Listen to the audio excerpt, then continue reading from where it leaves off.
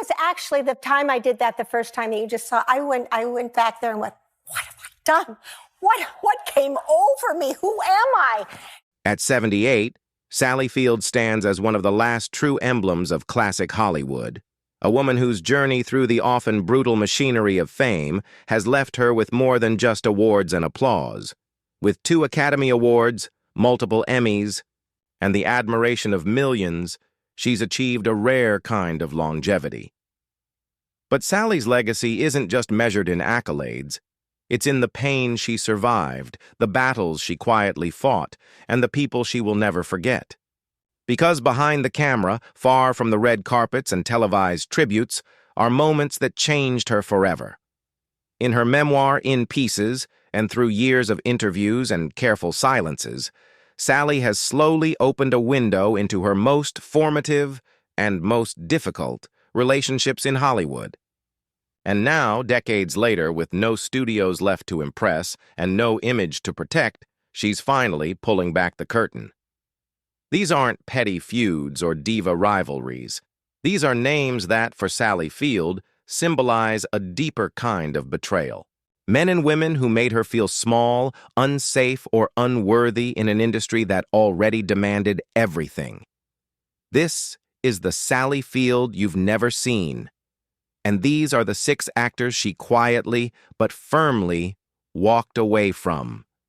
Not out of hate, but out of survival. There was a time when the entire country was in love with Sally Field and Burt Reynolds. Their on-screen chemistry in Smokey and the Bandit was so electric, it seemed impossible that anything could be wrong behind the scenes. They were Hollywood's golden couple, playful, charismatic, wild, and free.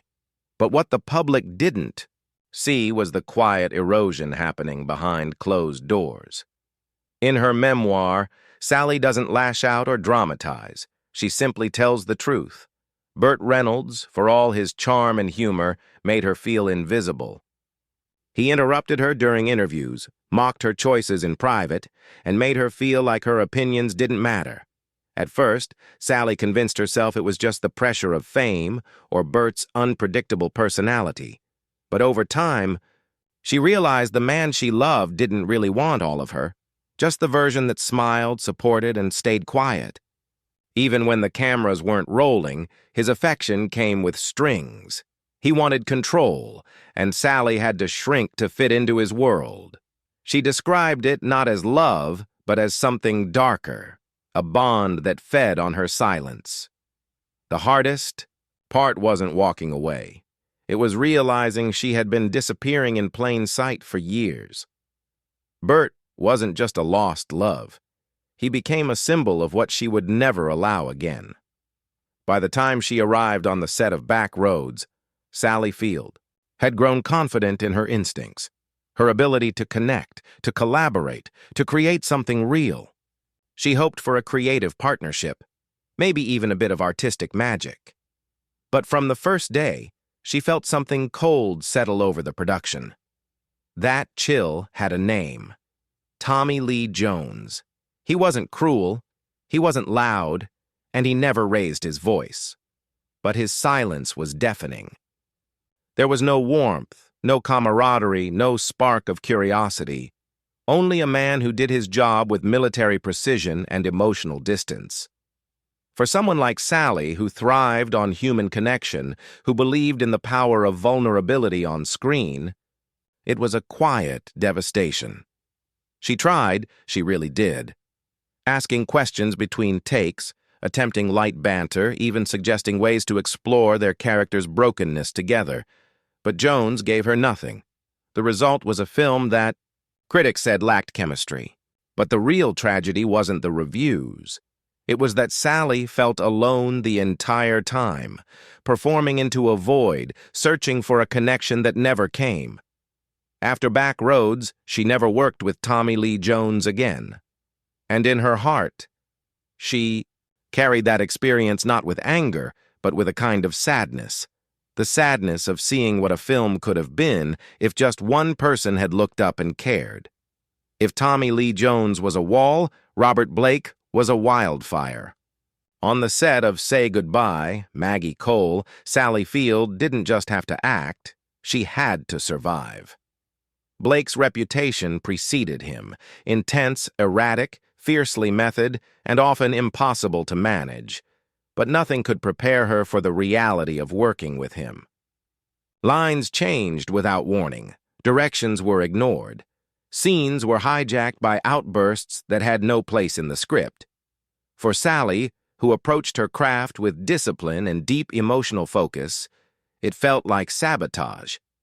The set became a battleground of unpredictable energy, where every moment carried the risk of a sudden blow-up or a spiraling delay. Blake didn't just take up space, he consumed it.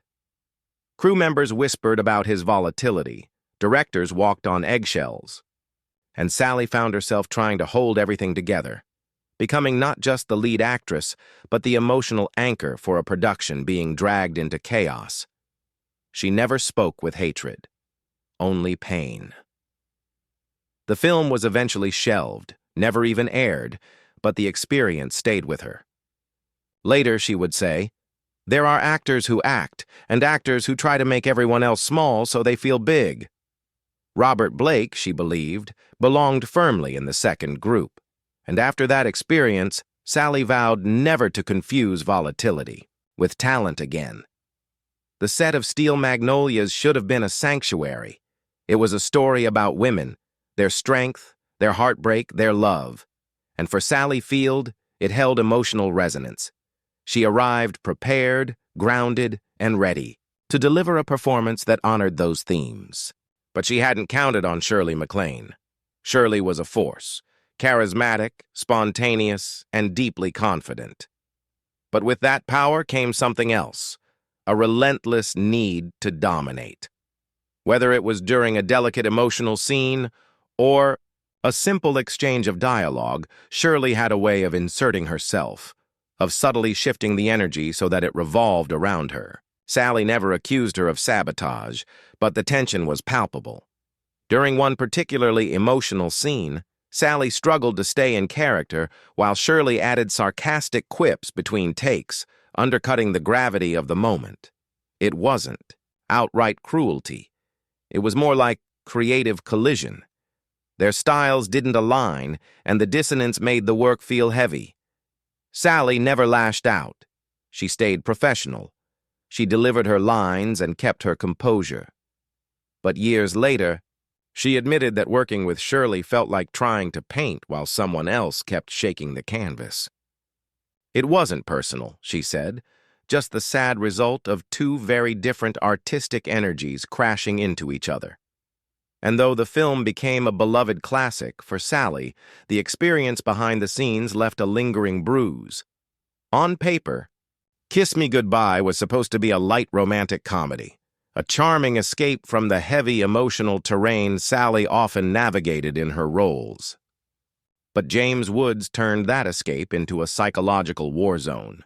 From the beginning, his approach was intellectual, deconstructive, and, to Sally, relentlessly invasive.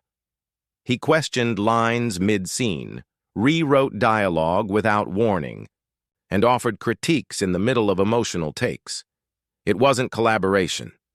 It was correction. Woods treated acting like chess, each scene a move in a game where he had to win. For Sally, who thrived on vulnerability and instinct, it felt like a constant uphill battle just to protect the emotional truth of her performance. Off-camera, things were no better. Woods made comments that dug under her skin, questioning her dedication, her investment, even her basic instincts. It wasn't feedback, it was erasure.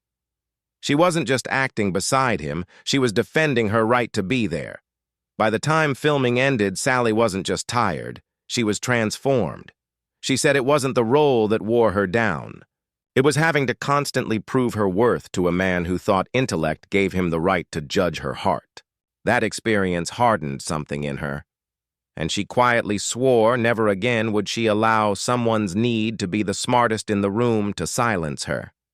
Some wounds don't require years to form, just one cruel moment.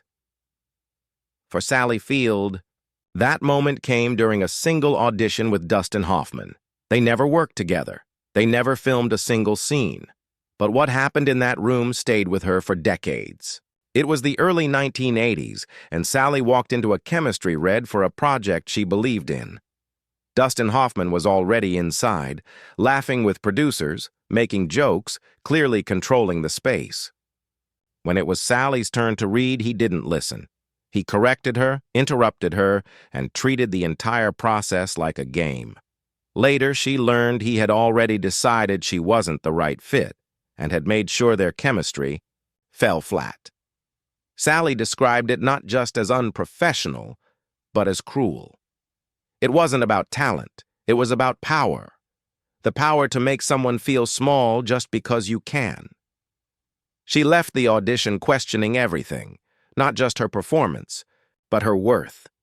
For a time, that moment haunted her. But with age came perspective. The problem wasn't her. It was the industry's tendency to confuse arrogance with brilliance. That single moment taught her more about the kind of artist and the kind of woman she refused to be. And in that small, painful humiliation, she found an unshakable clarity. Never again would she let anyone confuse dominance for genius. In the end, Sally Field's life hasn't been defined by these 6 people, but it has been shaped by the lessons they left behind. Each experience, whether it was heartbreak, indifference, chaos, competition, condescension, or cruelty, etched a deeper line into the woman she became. She never needed to scream. She never needed revenge. Her career speaks louder than any scandal ever could. But now, in her late 70s, with nothing left to hide and nothing left to lose, Sally Field is telling the truth. Not to burn bridges, but to illuminate the cost of surviving an industry that often punishes sensitivity and rewards control. These aren't stories of hate, they're stories of resilience. Because to understand Sally Field is to understand that behind every soft smile and humble speech was a woman constantly fighting to be heard. And in finally naming those who hurt her, she isn't seeking retribution. She's reclaiming her voice, quietly, powerfully, permanently.